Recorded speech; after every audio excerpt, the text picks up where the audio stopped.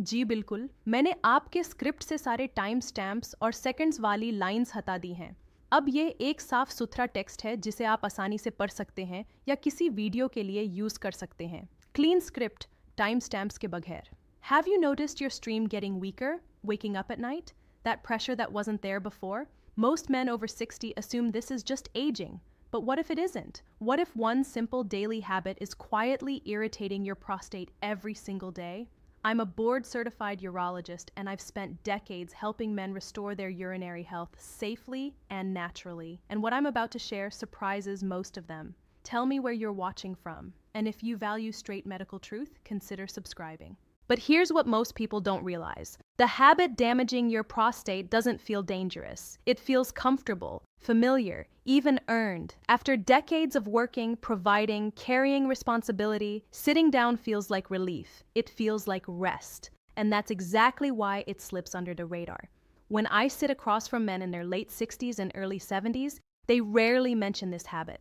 They talk about aging, they talk about genetics, they talk about just getting older. But almost never do they say, "Doctor, could it be the way I spend most of my day sitting?" And yet, again and again, that's where the story begins. Prolonged sitting, not exercise, not some rare disease, not a complicated hormone imbalance, just hours of uninterrupted sitting. Now, I want you to picture this clearly. When you sit, especially in a soft recliner, a cushioned car seat, or a deep couch, your body weight shifts backward and downward.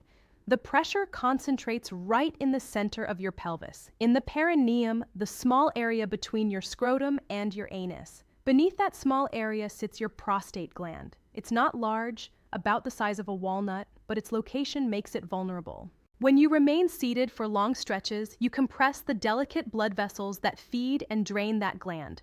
Arterial flow slows slightly. More importantly, venous blood, the blood that must drain away, becomes sluggish. Lymphatic fluid, which clears inflammation and cellular waste, also slows down.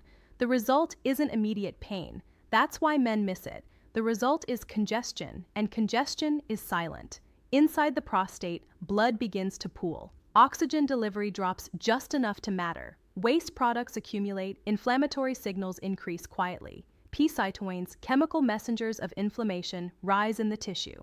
You won't feel this on day one or even week one. The prostate doesn't scream when irritated. It whispers a slightly weaker stream, a pause before urine starts, a subtle feeling that you didn't fully empty. Waking once at night, then twice, then 3 times. You tell yourself, well, I'm over 60. This is normal. But here's what makes this more dangerous after 60 than it was at 40. Aging changes the environment inside your body. Circulation naturally slows. Testosterone levels decline gradually. Pelvic floor muscles lose some tone. Your ability to recover from low-grade inflammation decreases. So the same 8 hours of sitting that caused no noticeable issue at 45 can create measurable swelling at 65. I see this constantly in retired men. Hours of television, long afternoons reading, extended time on the computer, road trips, golf cart rides, even well-deserved relaxation in a recliner. They look at me and say, "Doctor, I'm not doing anything wrong. I'm not unhealthy." And they're right. They're not reckless. They're not neglectful. But physiologically, their prostate is under daily mechanical pressure. Think of the prostate like a donut around a straw.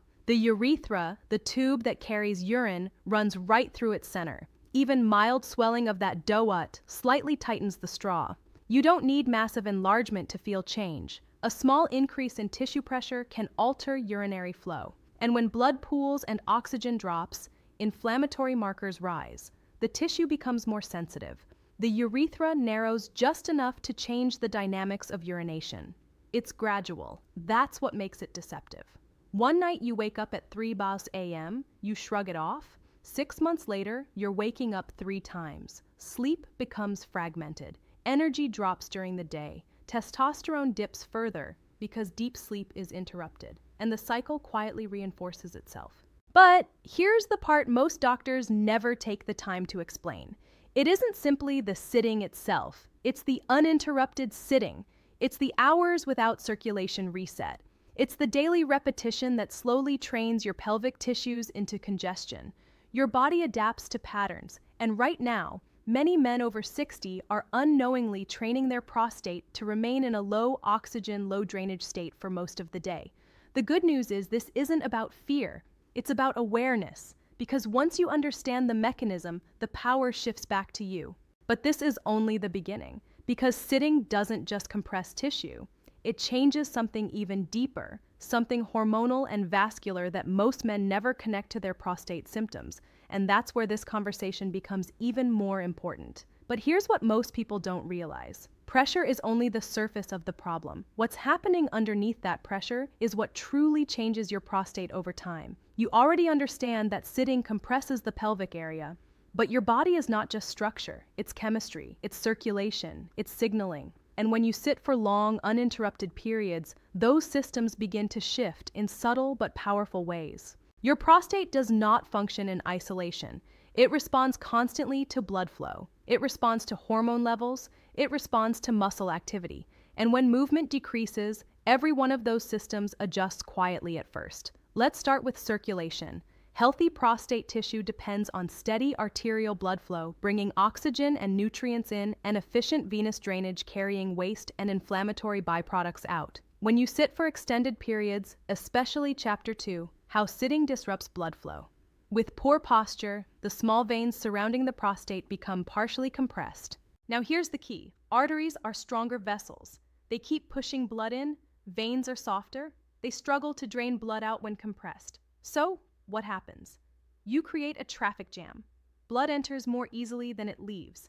That imbalance leads to mild tissue congestion. Oxygen levels dip slightly. Carbon dioxide and metabolic waste linger longer than they should. The tissue environment shifts toward inflammation. And inflammation, even low-grade inflammation, sensitizes prostate cells. It makes them more reactive, more swollen, more likely to narrow the urethra. But that's only part of the cascade. Now let's talk about testosterone. Testosterone isn't just about libido or muscle mass. It plays a stabilizing role in prostate tissue.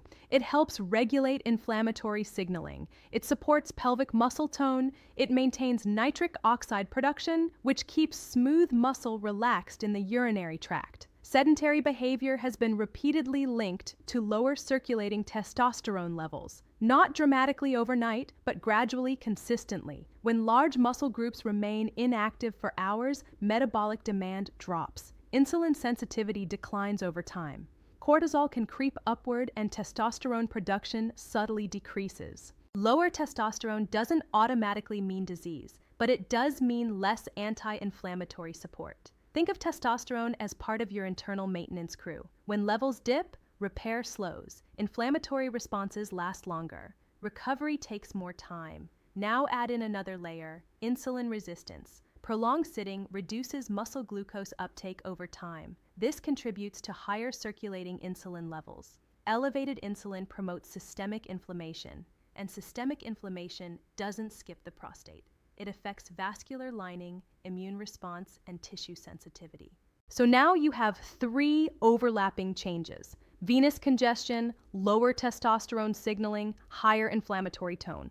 None of these alone may create severe symptoms, but together over months and years, they shift the environment inside your pelvis. This is why some men tell me, "Doctor, my symptoms came on gradually. I didn't notice a single moment when something changed." Exactly. This isn't a dramatic injury. It's a slow biological drift. And here's something else most men misunderstand. They believe a 30-minute walk at the end of the day cancels out 8 or 10 hours of uninterrupted sitting. I wish that were true. Movement is not just about total minutes. It's about frequency. Your circulation needs regular resets. Blood flow responds to muscle contraction in real time. When you stand, your glutes activate. Your hips extend. Your pelvic floor subtly re-engages. Venous return improves almost immediately. But if you sit for 3 straight hours and then take one short walk, you've allowed congestion to build for too long. Timing matters. Your vascular system thrives on interruption, not compensation. I explain this to my patients because it changes their mindset. It's not about punishing yourself with long workouts. It's about preventing stagnation. Your body was designed for rhythm. Contract, release, move, circulate. When that rhythm disappears, inflammation gains ground. And when inflammation gains ground in a gland wrapped around your urethra, symptoms follow. Weak stream, hesitation, nighttime urgency. It all makes sense once you see the cascade. But there's another piece most men miss completely, something that connects circulation, hormones, and bladder behavior in a way few doctors ever explain. And if you don't understand that connection, you may focus on the wrong organ entirely. But here's what most people don't realize. Your urinary symptoms are not random. They are messages. And if you slow down and listen to them, they tell a very clear story about what's happening inside your body. Weak stream, urgency, dribbling, waking up at night. Most men over 60 quietly accept these as the price of aging. They joke about it with friends, they plan road trips around bathroom stops, they map out the nearest restroom wherever they go. But your body does not create symptoms just because you had another birthday. It responds to pressure, it responds to inflammation, it responds to changes in its environment. Let's be honest for a moment. Getting up once at night to urinate may not feel alarming. Many men brush it off. But when that once becomes twice, then 3 times, then 4, something deeper is happening. Your sleep becomes fragmented. You lose those deep restorative cycles where testosterone is replenished and tissues repair themselves. Cortisol, your stress hormone, creeps upward. Inflammation increases systemically. Now, you're not just dealing with a prostate issue. You're in a hormonal and inflammatory loop. Here's what's happening mechanically inside your pelvis. Your prostate wraps around your urethra like chapter 3. Why symptoms start a small donut around a straw. When the tissue becomes inflamed or mildly swollen from chronic congestion, that donut tightens slightly around the urethra. It doesn't have to swell dramatically. Even a small increase in pressure narrows the urinary channel. That narrowing creates resistance. So when you stand at the toilet and try to urinate, the bladder has to push harder to overcome that resistance. That's why the stream feels weaker. That's why there's hesitation before it starts. That's why you sometimes feel like you're waiting for your body to cooperate. And after you finish, you may notice dribbling or that subtle feeling that you didn't fully empty. That sensation of incomplete emptying is one of the earliest signals of prostate-related obstruction. But here's where it becomes more complicated. Your bladder is a muscle, and muscles adapt to resistance. When it repeatedly encounters a narrowed outlet, it compensates by contracting more forcefully. Over time, the bladder wall thickens. The muscle becomes more sensitive, more reactive. Now, urgency appears. You suddenly feel like you have to go right now.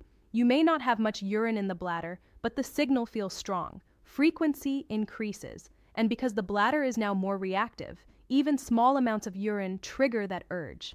Many men assume the bladder is the primary problem. They say, "Doctor, I think my bladder is shrinking." But often, the bladder is responding to upstream resistance. It began with prostate congestion. I tell my patients this gently but clearly. Aging alone does not cause sudden worsening urinary symptoms. Aging is gradual. Symptoms that accelerate usually have a trigger. Inflammation is a trigger. Reduced movement is a trigger. Pelvic pressure is a trigger.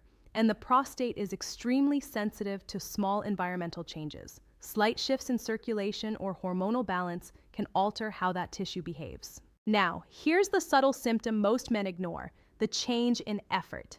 Pay attention to how much effort it takes to urinate. If you find yourself straining slightly, even pushing just a bit, tightening your abdomen to help the flow start or continue, that's not insignificant. Straining increases pelvic pressure further. It reinforces congestion. It adds mechanical stress to already sensitive tissue, and many men don't even realize they're doing it. They just think it's slower. Now, the good news is this. Inflammatory swelling of the prostate is often reversible, especially when it's driven by lifestyle patterns rather than severe structural enlargement. When you reduce congestion, improve circulation, and lower inflammatory signaling, the tissue can calm down. The urethra can open slightly. The bladder can relax over time, but only if you address the root cause. And here's where most men go wrong. They focus only on suppressing symptoms. They restrict fluids aggressively. They avoid drinking water in the evening. Some rely heavily on decongestant medications or over-the-counter remedies that can actually tighten urinary smooth muscle even more. Others simply try to ignore it. But if you don't relieve the underlying congestion and inflammatory pattern, the cycle continues. And there's one well-meaning habit many men adopt that quietly makes this cycle worse without them realizing it. And that's what we need to talk about next. But here's what most people don't realize. Protecting your prostate doesn't require something dramatic. It requires something deliberate. Small shifts repeated consistently done at the right time. This is where control returns to you. Not medication, not surgery, not extreme exercise routines, just simple physiological correction. The first step is interruption. Your body was not designed to remain compressed for hours at a time. Circulation depends on movement. Muscle contraction acts like a pump, especially in the lower body. When your glutes and hips engage, they help push venous blood back toward the heart. When they remain inactive, blood lingers. So, here's the correction I give nearly every man over 60 who walks into my office with early urinary symptoms. Every 30 to 45 minutes, stand up. Not once in the morning, not once after lunch, not when you remember. Every 30 to 45 minutes, stand for 2 to 3 minutes. Walk around the room, walk down the hallway, step outside if you can. It doesn't need to be intense, it needs to be intentional. When you stand, contract your glutes gently. Shift your hips side to side, roll your shoulders back. Let your pelvis move out of that compressed position. This small reset restores venous drainage. It allows fresh arterial blood to enter. It improves oxygen delivery to the prostate and surrounding tissues. You are essentially telling your pelvic circulation, wake up. Now here's the detail most men miss. The timing matters more than the total duration. If you sit for 3 hours straight and then take a 10-minute walk, you've allowed congestion to build for too long. But if you interrupt sitting every 30 to 45 minutes, even briefly, you prevent stagnation from setting in. Frequency protects you. Next, let's talk about seating. Soft recliners may feel comfortable, but they allow your pelvis to sink backward. That increases direct pressure on the perineum. The deeper you sink, the more compression occurs beneath you. I advise men to use firmer seating when possible. You want your weight distributed through your sit bones, the bony structures beneath your hips, not through the soft tissues of the pelvic floor. If you're driving long distances, this becomes even more important. Car seats often tilt the pelvis backward, increasing compression. So every hour, stop if you can. Step out of the vehicle. Walk for a few minutes. Stretch your hip flexors. Activate your glutes. These muscles are not just for strength, they're part of your circulation system. Now let's discuss posture, because posture quietly changes pelvic pressure. When you slouch, your pelvis tilts backward. That tilt increases pressure in the lower pelvic region, it shortens the hip flexors and weakens glute activation. When you sit with a neutral spine, chest open, shoulders relaxed, hips aligned, you reduce compression. You create space for blood flow. It doesn't need to be rigid, just aware. Pelvic floor awareness also plays a role. Gentle contractions, light engagement, not forceful squeezing can stimulate circulation, but I caution men against aggressive or excessive keel exercises without guidance. Too much tension can create its own problems. Balance is key. And here's something most men find reassuring. You do not need perfection. You do not need to transform your entire lifestyle overnight. The prostate responds to patterns, not extremes, small interruptions, daily repetition. That's how inflammation decreases over time. When circulation improves consistently, swelling reduces gradually. When swelling reduces, the urethra opens slightly. When the urethra opens, urinary flow improves, sleep improves, energy improves, confidence improves. But there's one final piece that determines whether these changes stick long-term, and it has nothing to do with muscles or blood flow. It has to do with how you think about rest itself. And if you don't adjust that mindset, even the best strategies fade away. But here's what most people don't realize. The word rest has quietly been misunderstood. Many men sit across from me and say, "Doctor, I've worked hard my whole life. I've earned my rest." And they're absolutely right. Decades of responsibility, early mornings, physical labor, mental strain. You have earned the right to slow down, but rest does not mean stillness. That's the distinction that changes everything. Your body, especially after 60, was designed for gentle, regular movement, not punishment, not boot camp workouts, but circulation, rhythm, flow. Retirement changes your daily structure, no commute, fewer scheduled obligations, more time in the house, more time seated, television in the evening, reading in a comfortable chair, long mornings at the computer. The rhythm shifts, and biologically your body feels that shift immediately. Circulation depends on muscle contraction. When you move even lightly, your calf muscles squeeze blood upward, your glutes activate, your hips extend, your pelvic floor subtly responds, blood moves, oxygen delivers, waste clears. When movement drops, circulation slows. It's not dramatic. It's gradual, but it's measurable. The prostate thrives on oxygen-rich blood. It relies on consistent vascular support. Muscle tone around the pelvis helps maintain structural alignment and reduce unnecessary pressure. Even light walking, 10 or 15 minutes at a relaxed pace, stimulates nitric oxide production inside your blood vessels. Nitric oxide is one of the most powerful natural regulators in your body. It relaxes smooth muscle tissue. That includes the smooth muscle inside the prostate and the bladder neck. When smooth muscle relaxes appropriately, urinary flow improves naturally. The urethra opens more easily. The bladder doesn't have to strain as hard. But when men stop moving regularly, nitric oxide production drops. Blood vessels stiffen slightly. Smooth muscle tone becomes less responsive. Inflammatory markers slowly rise. Then sleep becomes lighter. You wake more often. Testosterone dips further because deep sleep cycles are interrupted. Energy declines during the day. Confidence follows energy. And gradually, without a single dramatic event, a man begins to feel older than he truly is. Now, here's what shifts the trajectory.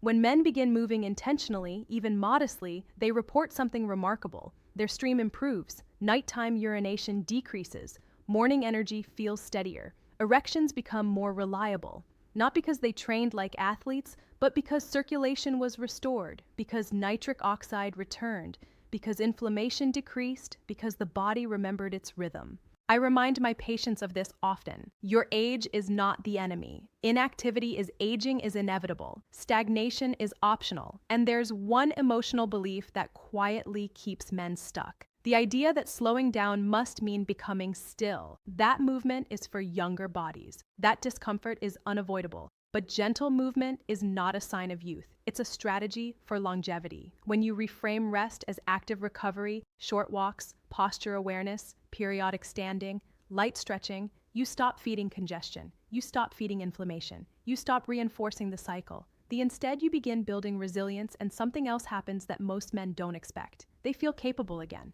Not because they lifted heavier weights, not because they ran miles, but because their body responded. When your urinary stream improves, you feel it. When you sleep through more of the night, you feel it. When you stand at the toilet without hesitation, you feel it. That feeling is dignity. That feeling is control. And once you understand that inactivity, not age, has been the silent contributor, everything shifts. You stop blaming time. You start adjusting habits. And the moment you make that shift, you're no longer passive in this story. Now, let's close the loop we opened at the beginning.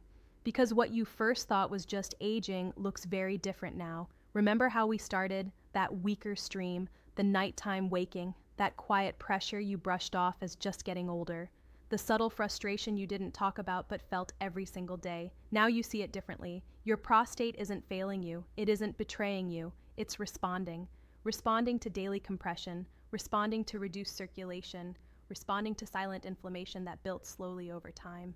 And here's the powerful part. If it can respond in one direction, it can respond in the other. When you interrupt sitting consistently, you change the environment. When you stand up and move every 30 to 45 minutes, you restore venous drainage. When you activate your glutes and shift your posture, you improve oxygen delivery. When you treat movement as medicine instead of punishment, you lower inflammatory signaling. You give your prostate space to calm down. This isn't about intense workouts or chasing youth. It's about protecting your dignity. It's about sleeping longer stretches at night. It's about standing at the toilet without hesitation or straining. It's about feeling steady confidence return in small, meaningful ways. Your body is not broken. It's adaptable, especially at 60, 65, 70, and beyond. When men understand this, something shifts internally. They stop feeling helpless. They stop blaming age alone. They start making small, consistent corrections.